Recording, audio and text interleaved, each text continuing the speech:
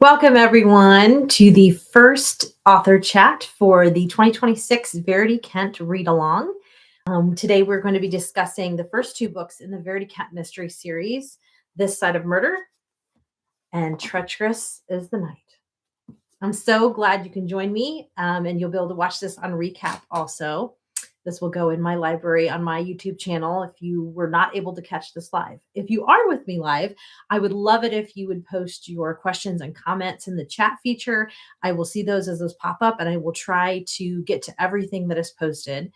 This is my first time using YouTube Live, so if there are any issues, I apologize. Hopefully everything goes smoothly, but I'm giving this platform a try. So I'm so glad you could join me.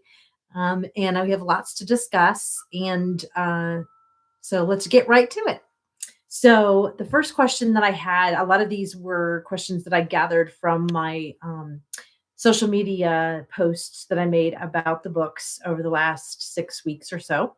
And one of the questions was, can you share how you plot out the Verity series, especially with all of the intertwined threads? So interesting thing about this series is that it went off the rails right to begin with. So the initial plot that I had for the first book in the series that I even pitched to my publisher as I was writing it, it went off the rails. And most of you know, spoiler alert for anyone who's not read the books that's watching this and hasn't. In the first book, in the middle of it, her husband, who she believes is dead, has been dead for 15 months, shows up, Sydney. And that was not what I had planned for. I had initially planned that there would be a romance between Verity and Max, but it would be a very, very slow burn. As we can tell from the very beginning of the book, Verity's still very much in love with Sydney and having a really hard time. And so I plot out my book. I plot my books, but I have learned to leave lots of space for myself because my plot tends to change, because as I'm writing and I'm really in the mindset of my characters, I get inspiration and they say, no, I think I want to do this instead, or I can just feel from the rhythm of the book that something is needed. So for example, in the middle of the book, Verity, it's after the seance, it's after they discovered the second dead body. And she's going back to her room and she's feeling very vulnerable and doesn't know what's going on. And I had initially planned to have Max and Verity share their first kiss, but it just didn't feel right. It wasn't working. I kept trying to make it happen, and I was like, this is not working. So I was like, well, I'll just scrap it. We'll move on. And then I was like, well, something exciting needs to happen here. And I was like, well, what if somebody's in her room? What if somebody attacks her? And so I have her in her bedroom. She locks the door, and then someone grabs her. And then when they speak, I realized, oh my gosh, it's Sydney. And I thought, ooh, this is good. This is good. And so then that had to make me completely replot the first book and the series, because I had to decide, okay, so what am I going to do with this? Is their marriage going to work? Is it not going to work? And once I started thinking through all the ramifications, I got really excited because as those of you who've read my Lady Darby series know, that romance starts from the very beginning, their first meeting, all of that. And I really liked the idea of writing something different. These people that know each other but don't know each other. I mean, they've been married for, almost 5 years, and yet they're strangers because of this war and all the secrets they've been forced to keep, and the separation, but they still love each other. And so there was a lot there, a lot of meat, a lot of good stuff to work with, and emotionally, psychologically, as well as them being sleuthing partners. And I didn't know from the beginning, was I going to keep them together? I mean, were they going to be able to work this out? And so I really appealed to me to get to write about that. And so when I was plotting, I had to do a lot of replotting in my mind. And when I write my books, I have a rule that I try not to back myself into a corner, because then you can, come up with other ideas and you're not blocked, oh shoot, I said this, so I can't do this now. So I try to leave a lot of space for myself. I try to leave mystery even for myself, because I just get great inspiration as I'm writing and I'm in that world. And so things will come to me. And as I write, also, I tend to have a lot of subplots which reach out tentacles in different ways. And so then I can kind of go with whichever way I want to go. I want to feature that in this book or this in this book. And I just, I try to leave a lot of open doors that I can go through, and a lot of, possibilities, I guess I would say. So with Verity, initially it was just, how is this romance going to go? Am I going to make this marriage work when I was plotting? And then we get to the book 3 and we have Ardmore show up. And I liked the idea of having kind of a nemesis, because Lady Darby does not have kind of a Moriarty type character. Everything is kind of separate mysteries. And I thought, ooh, what if there was, and this is kind of a good era to do this in, and allows me to explore some stuff about the war and then the Irish Revolution. And so um, once Ardmore steps on the scene, that kind of changed things. And I knew that I needed so many books to really work out their marriage, and I knew I need so many books to make to catch Ardmore and all those kind of things. So for me, it's, some of it is definitely intentionally plotted for future books, and some of it is just me saying, okay, I know I want to do something with this later, so I'll leave this door open, and I've established that this is possibly something to work with. And it's been funny rereading these books, because there's some things that I kind of left doors open for that I didn't ever address. I ran out of time, ran out of ideas. Sadie, for example, her backstory, the housekeeper, who does she take care of? Why does she want to not live in? So I never did address that. And I had some ideas for that, but it just never worked into a plot. And so for now, that's going to remain a mystery. So I have a comment. Let's see. Did you have even the parts in Ireland? No, I did not. Ireland. So when I first sold the series, it was a 3-book contract. And so it was really just about their marriage. And then as I was writing book 3, I was realizing, okay, the series is going well enough that I'm going to get to keep going. And so then I was able to kind of expand that marriage plot, and also add in Ardmore and other things. And then I started dreaming about, okay, well, the war's over. Germany at this point, they're done.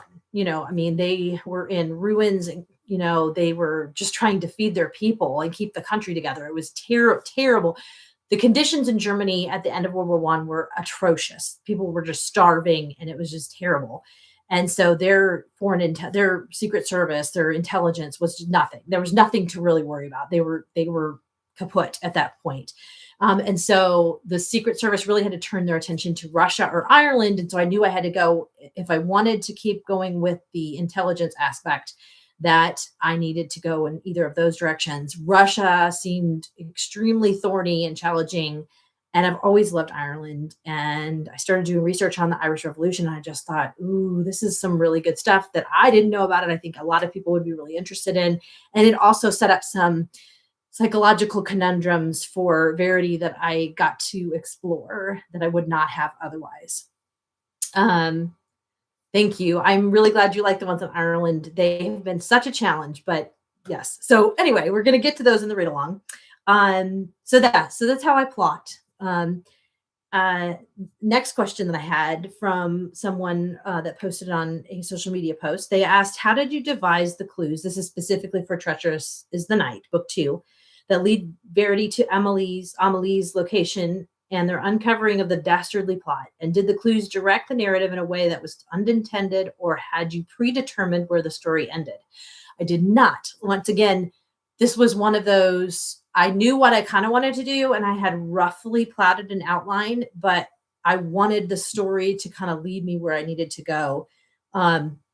A lot of the plot points from this book come from reading my research, especially Captain Landau's memoir about his service during the war, and the La Dame Blanche, the people that spied for that resistance network that helped the British and shared intelligence. And so a lot of the points come from that. A lot of it come from locations. I will say Amelie is completely inspired by a midwife I read about in that book. And I thought, oh my goodness, like what a clever way to have someone interact with Verity, because she would be able to cross boundaries and go places at night that other people could not, because she's taking care of babies. She would seem unsuspicious, but she can be a courier, all these kind of things.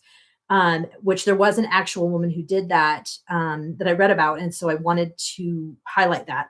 A lot of the characters, a lot of the scenarios within Treacherous of the Night comes directly from my research because I just really wanted to highlight real people, real scenarios that happened. Kind of give them a lot of them. I didn't have the names, and they were either code names or they never were listed. And so, I couldn't give them the credit with their name, but to be able to say these people did exist and they did these brave things. And I really loved getting to feature that. So, and another source, which kind of goes into my next question, is there one thing from your research that you can point to that really inspired your creation of Verity?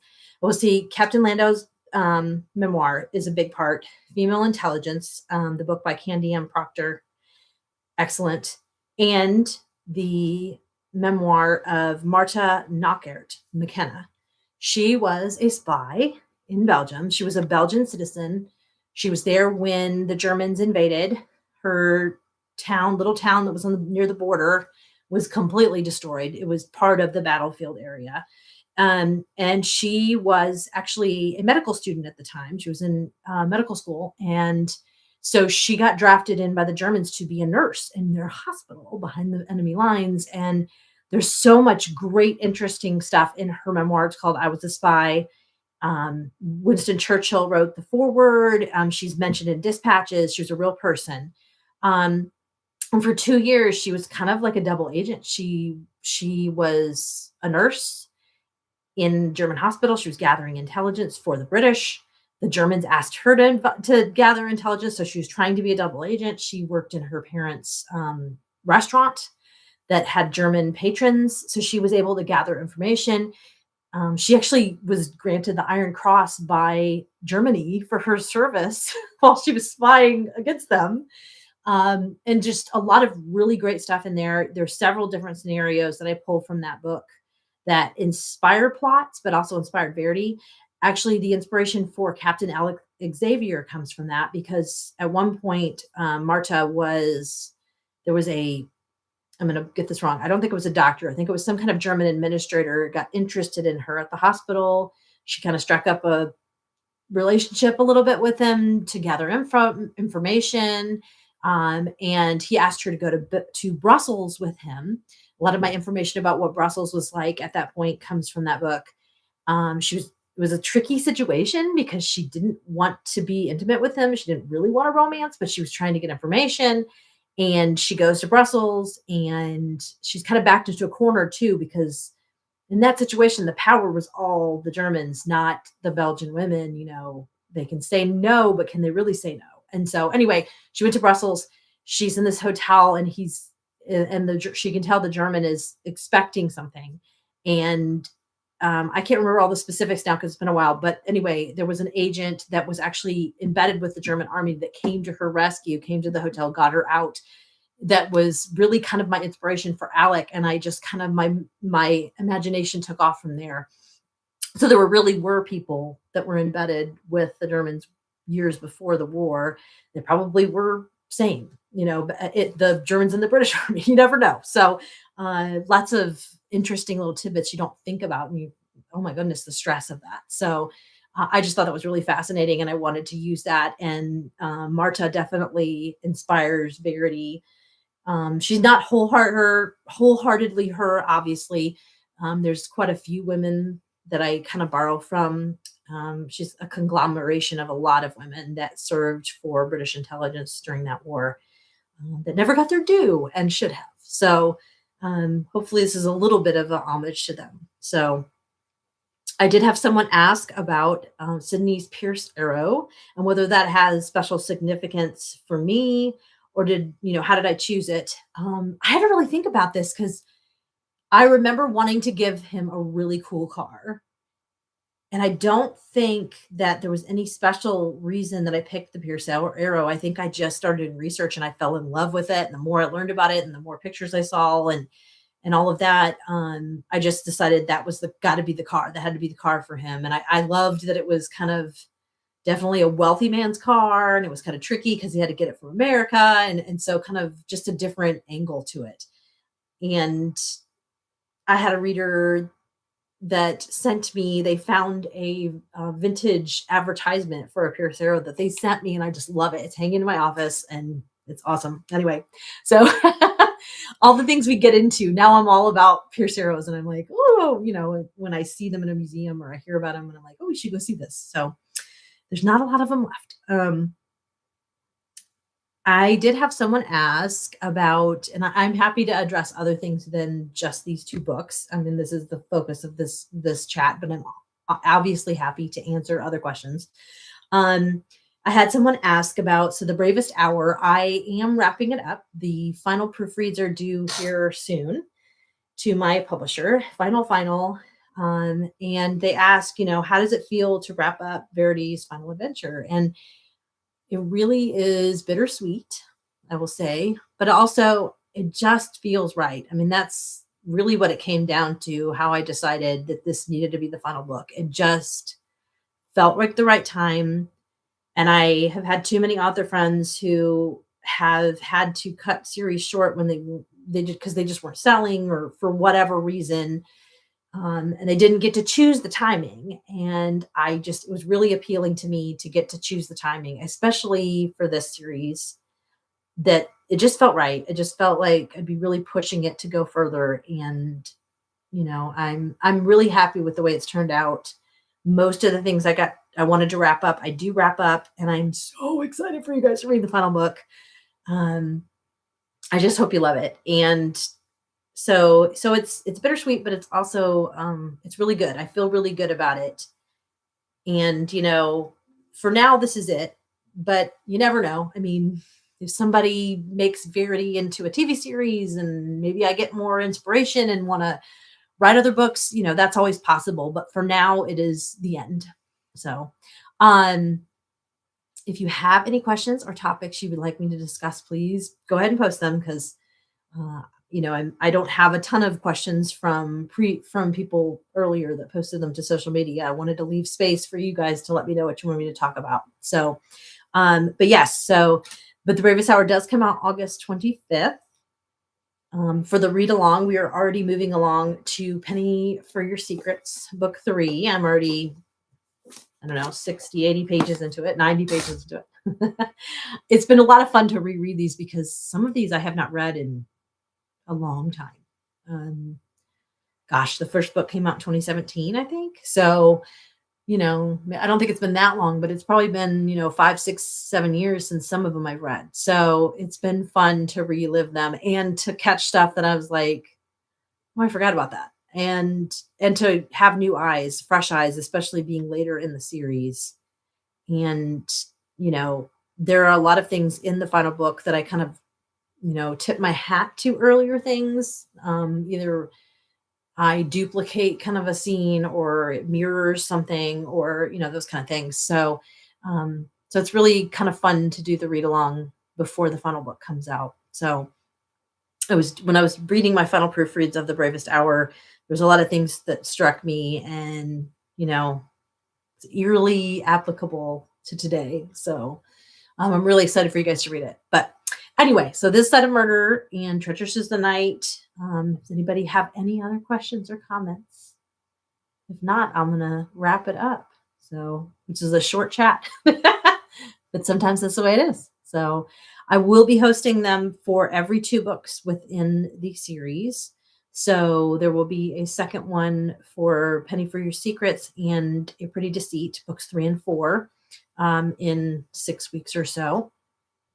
Someone asked about the Spotify playlist. Yes, I have a Spotify playlist for the Verity Kent series and the Lady Darby series, and which songs go with which book.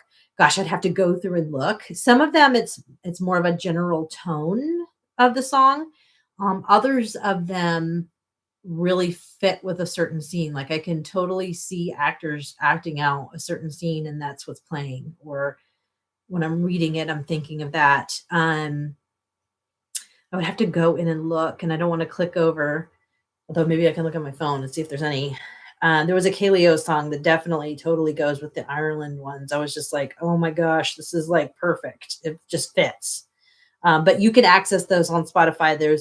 And you can actually find the links to them on my website. I believe in the news section, if you want an easy way to find them. Let's see. Um, but yeah, a lot of them is just kind of a general feeling. It's not necessarily a scene, but there is a few that really harken to that. I did listen to I just love the sound. I love the movie and I love the soundtrack, but the 1917 soundtrack I listened to a lot when I was writing the Verity Kent series, not just because uh it's set well during World War One, but it's just such an excellent soundtrack and it's such a good movie. It's one of my favorites. And Inception, I think Inception and 1917 might be my two favorite movies. I don't know. Anyway, but yes, the Spotify, I see the comment. Yes. So you are welcome to go to my website and find that. I think it's in the news section and you can easily find both playlists if you want to add those or listen to those. Um, oh, The Wind That Shakes the Barley. That is obviously an homage to the Ireland books. Anyway, so yeah, most of them it's kind of general, but sometimes there are certain scenes. Same with Lady Darby. There's one every time I hear the song, all I can do is think of Kira and Gage dancing in a certain scene that I would, if it was ever made into a TV series, I'd be like, you should do this. So, and there's some like that for Verity and Sydney also. So, do we have any other questions or comments? I don't want to cut this early if there's anything you guys wanted to know that I have not addressed. Or anything about the characters. I know I talked a lot in my videos about Sydney and his development and that. I know I think I was super surprised at how many people, and I don't know why I didn't think ahead about this, but that there was Team Max, Team Sydney, and it was kind of an interesting phenomenon to go through because I never planned on it being a, love triangle or anything like that. And it just kind of worked out that way. And I did mention this in one of my videos. It was really important to me not to take the easy way out. I did not want to suddenly make one of them a villain and have them do something bad. And so then it was an easy choice because I just felt like that didn't do justice to the characters and who I'd created, but also it's not true to real life. Most people don't do terrible things, So I really wanted them to both still be good guys and to preserve that and to, develop the relationships and have her make her decision in a different way. So, how do you know when to stop researching? Oh gosh, that's a hard question. For me, it often comes down to when is my deadline and am I ever going to be able to make it if I don't stop and start writing? um, yeah, it's tricky. For me, that's really what it comes down to. I do all this research, and sometimes while I'm writing, I'm still doing research. Yeah, I don't even know how to answer that. I mean, I guess it's when you feel like you know enough. I'll chuckle because Sisters of Fortune, my Titanic story. Oh my gosh, taking that on, I knew I had to do all this research. I knew I had to know the Titanic and everything that happened and all the people front and back and the ship. It was just a lot, and so I did a massive deep dive. And I chuckle because I was watching it had been months. Had been doing research for months, and I was watching this documentary with my husband, and I was pointing out all the things the documentary got wrong, and I was like, okay, I think I'm ready. Now that rarely happens, but that was an example when I realized, okay, I have done enough research. I think I know. So, but for a lot of these things, and for a series, I always do a deep dive to begin with because you got to anchor yourself in the time period and the characters and all those kind of things. But then, it's a lot of spot research. So sometimes I don't even know I need to know about something until I'm deep into it. For example, Treacherous is the Night. I didn't realize I was going to need to know so much about airplane ordnance, bombs, and how they triggered. And I mean, that was interesting research, and I had not done it beforehand. I had to do it after, and things like that. So it just kind of depends, and it depends on what kind of book you're writing. These are historical fiction mysteries, so the history is very important, and I want to get it right, and it is central to a lot of my plots, but it's not the main focus. At what point did you decide to keep Verity and Sydney together? So I think it was while I was writing Treacherous is the Night. I did not know after the end of this Side of Murder what I was going to do. I was kind of leaning towards keeping them together just because it was a different kind of relationship, and I really liked the challenge. But it was as I was writing Treacherous as the Night, and there's multiple scenes. I'm super proud of Treacherous as the Night. I think because of the amount of research and also the depth of the psychological aspect I had to really go into in their characters and their marriage. And there, when I was rereading it, I was super proud of some of those scenes, and realizing that it did work. I made it. I figured, I don't know. I just felt like I did a good job. So, uh, with their relationship and the struggle, but also not oversimplifying it, because for me, all of my books, I never want to oversimplify struggles and trauma and all of those kind of things, abuse, whatever, what have you, because that really short shrifts the people who've really been through it. And so, it is fiction, so it is sped up to some degree, but I don't want it to be trite, because that's just not fair, and it's not real, and it's not right. So I feel like the fact it took them quite some books to really repair, they know after the second book that they're pretty much going to make it work, but there's moments when they're really not sure, when there's still problems, when they're still keeping things from each other. And it's really not until in a certain darkness when we really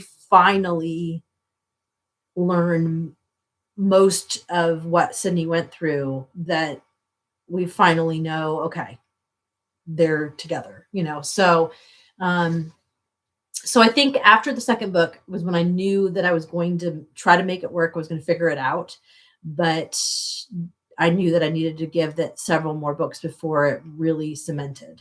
So any other questions? Last call. You guys have had some great ones. So, or if you have any just comments or just as topics, even if it's not a question, if you just want me to address an issue. Awesome. Well, I guess I'm going to wrap it up then. So thank you guys so much for joining me. And like I said, we will have, thank you. Yay. Yes. And Lady Darby is coming out. Bitter Cut's coming out June 23rd. So there's 2 books to look forward to this summer. So I'm excited about both of them for different reasons. So, but yes, so the next Verity Kent chat for book 3 and 4 will be in a couple weeks. I'll be announcing that soon. It'll be in like 6 weeks. I'll be announcing that soon. So anyway, I'm grateful for you all joining me. This should be available after if you didn't get to see it live. And I'm always open to questions. Sometimes I will save them for events like this just so I've got some. But yeah, hope you guys all have a good night.